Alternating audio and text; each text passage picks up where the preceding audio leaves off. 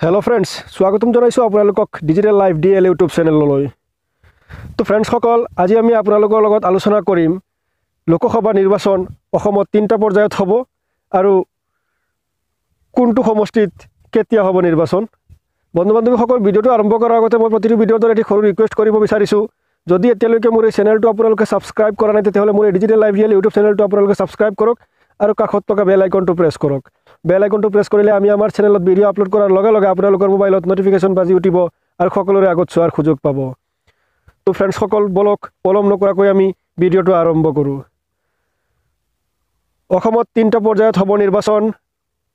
প্ৰথম পৰ্যায়ৰ নিৰ্বাচন হ'ব 11 এপ্ৰিল 2019 আৰু এই প্ৰথম পৰ্যায়ৰ নিৰ্বাচনত 5টা সমষ্টিত অনুষ্ঠিত হ'ব নিৰ্বাচন আৰু সেই 5টা সমষ্টি হৈছে ডিব্ৰুগড় লোকসভা সমষ্টি, তেজপুৰ লোকসভা সমষ্টি, কলিয়াবৰ লোকসভা সমষ্টি, যোৰহাট লোকসভা সমষ্টি আৰু লখিমপুৰ লোকসভা সমষ্টি। ফ্ৰেণ্ডসকল দ্বিতীয় পৰ্যায়ৰ যিটো নিৰ্বাচন অসমত অনুষ্ঠিত হ'ব আৰু এই দ্বিতীয় পৰ্যায়তো 5টা সমষ্টিত একেলগে অনুষ্ঠিত হ'ব লোকসভা নিৰ্বাচন। দ্বিতীয় পৰ্যায়ত 18 এপ্ৰিল 2019 অনুষ্ঠিত হ'ব নিৰ্বাচন আৰু এই 5টা সমষ্টি হ'ল প্ৰথমে আমাৰ সমষ্টি যিটো আছে নগাঁও লোকসভা সমষ্টি, কৰিমগঞ্জ লোকসভা সমষ্টি, শিলচৰ লোকসভা সমষ্টি, মঙলদৈ লোকসভা সমষ্টি আৰু ডিফু লোকসভা সমষ্টি। বন্ধু বান্ধৱীসকল এতিয়া আহোঁ আমি তৃতীয় পৰ্যায়। আমাৰ অসমত যি তৃতীয় পৰ্যায়ৰ নিৰ্বাচন অনুষ্ঠিত হ'ব, এই তৃতীয় পৰ্যায়ৰ নিৰ্বাচন অনুষ্ঠিত হ'ব 23 এপ্ৰিল 2019। 23 এপ্ৰিল 2019 যি লোকসভা নিৰ্বাচন অনুষ্ঠিত হ'ব যি 4টা সমষ্টিত, আৰু এই 4টা সমষ্টি হৈছে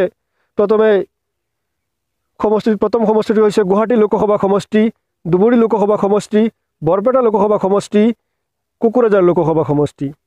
এই 3টা পৰ্যায়ত অনুষ্ঠিত হ'ব অসমত নিৰ্বাচন আৰু ইতিমধ্যে আমি আপোনালোকক জনাইছোঁ যে যি 3টা পৰ্যায়ত অনুষ্ঠিত হ'ব নিৰ্বাচন আৰু 3টা পৰ্যায়ত প্ৰথম পৰ্যায়ত 5টা সমষ্টিত, দ্বিতীয় পৰ্যায়ত 5টা সমষ্টিত আৰু তৃতীয় পৰ্যায়ত 4টা সমষ্টিত হ'ব নিৰ্বাচন অনুষ্ঠিত।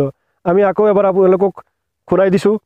প্ৰথম পৰ্যায় 11 এপ্ৰিল 2019 ডিব্ৰুগড় লোকসভা সমষ্টি, তেজপুৰ লোকসভা সমষ্টি, কলিয়াবৰ লোকসভা সমষ্টি, যোৰহাট লোকসভা সমষ্টি, লখিমপুৰ লোকসভা সমষ্টি।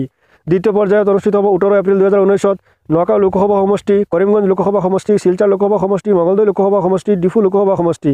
তৃতীয় পৰ্যায়ত অনুষ্ঠিত হ'ব 23 এপ্ৰিল 2019 গুৱাহাটী লোকসভা সমষ্টি, ধুবুৰী লোকসভা সমষ্টি, বৰপেটা লোকসভা সমষ্টি, কোকৰাঝাৰ লোকসভা সমষ্টি।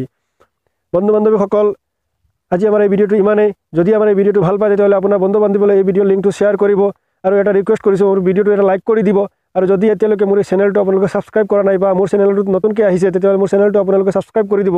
আজিলৈ ইমানেই। থেংক ইউ, ধন্যবাদ। জয় অসম।